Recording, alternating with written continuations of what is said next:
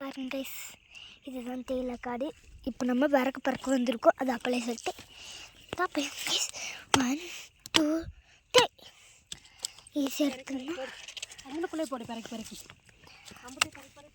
பாருங்க கைஸ், பாருங்க 1 2 3 பாருங்க ஒரே நிமிஷத்தில் பண்ணிட்டேன்.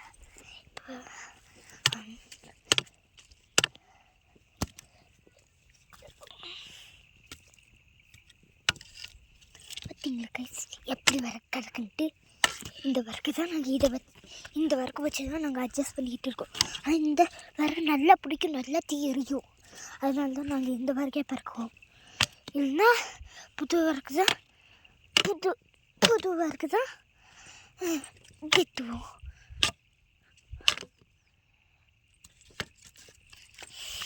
ஆமாங்க கைஸ், உண்மையிலே நாங்கள் புது விறகு தான் இல்லைன்னா வெட்டுவோம்.